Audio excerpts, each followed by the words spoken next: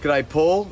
Hi, Steve. How are you? Good, thanks, mate. Good to see you. You're here for the South Pacific promotions here in Fiji. Nice event to be a part of, mate, for the weekend. Yeah, it sure is. The weather's fantastic.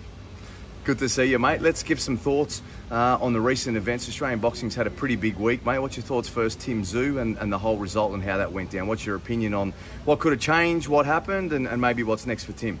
I just think Tim might have been too overconfident going in that. Well, he was. He was overconfident going into that fight, and talking about fights after that, you always just got to concentrate on the next fight. And yeah, no, he went in a bit overconfident, but he'll come back, mate. He went out swinging. Every time he got hit, he was going to the canvas. He's an absolute warrior. He was still swinging. He was missing by a country mile, but it just goes to show you he'll get back, mate. He'll get back to the top without a doubt.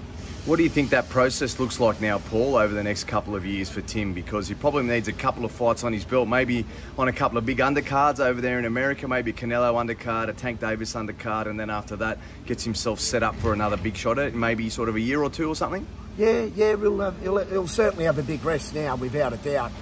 And they'll reassess and go back to the drawing board, mate. And yeah, that'd probably work in the camp. Come back on one of them on the undercards, yeah.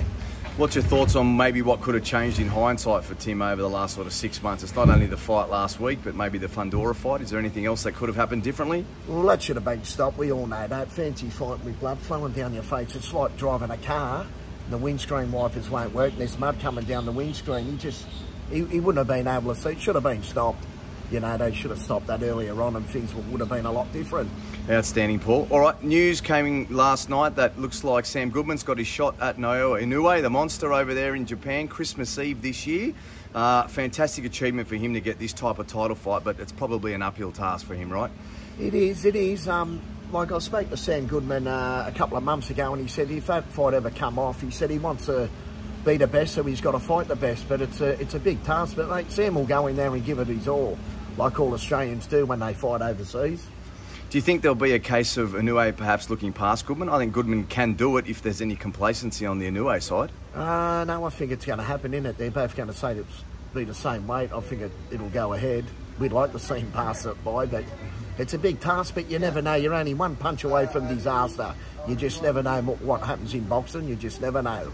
He's had a great rise to his career, Sam Goodman, to this point. So if he does get the job done, what does that mean for him? It really propels him into the space of one of the greats of all time. Well, it would too. It remains to be seen, Steve. So let's just see what happens, mate.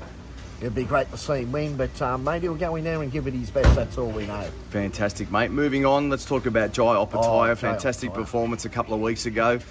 What's next for him, mate? There's a big, it looks like there's a fight unification coming up in the cruiserweights, and then for him after that, he'd be looking to get the winner of Ramirez, you'd think, versus Billum Smith. How does that all play out for Jai, you think, mate? Let's hope it plays out well for him. He's going to beat them all, Jai. It's just fantastic for Australian boxing, isn't it, mate, to see him win that. But let's just hope it plays out like you said.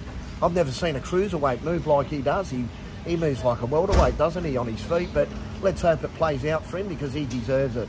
Personally, Paul, I think a lot of it's got to do with his conditioning. I think I've seen him conditioning with Mark Matthew. He's gone up to a level where he's training almost like a CrossFitter, but he's keeping that same level of boxing skill as well. So you're getting that sort of level of conditioning with your boxing as well. How much do you think that's got something to do with the fact that he's just a lean, mean machine? Oh, that's helped him out immensely, his conditioning. You know, these big blokes, they're hard to condition and keep fit, but his conditioner's done a great job. You've seen him move around the ring, like I said, and he's taken his last two opponents out, hasn't he, now? How hard do you think it'll be to get those fights happening, though? There seems to be a little bit of hesitancy from his opponents, and I don't blame them, to be fair. I mean, he's a very tough ask for any boxer at the moment. Well, they can only run for so long. You know, they're next in line, and they've, you know, they can't hide for too long. They're up next. They've got to fight him. You know, that's the way it is. Outstanding. Mate, what's your thoughts on Liam Paro and what's coming up for him? A title defence in Puerto Rico. Yeah. He's done a great job in winning that belt in Puerto Rico, but he goes back there again. How do you think that fight plays out?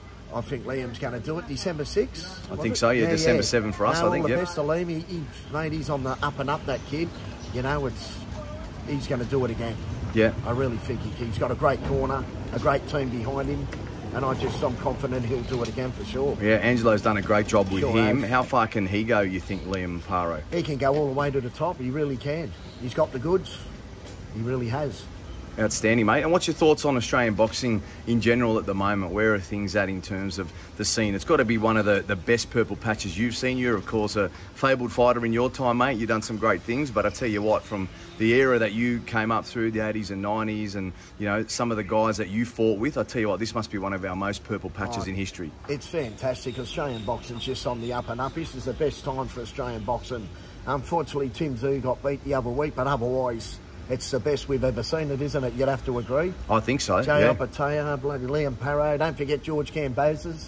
Yeah, you know, he'll be back soon, hopefully. There's talk of a fight maybe before the end of the year for George. There is, yeah. No, it's on an all-time high at the moment. It really is. It's fantastic. Outstanding. All right, Paul, thanks very much, mate. Enjoy the main event here in Fiji tomorrow night. Bulla bulla. Bulla bulla, Vinaka. Thank you. Thank you, Paul.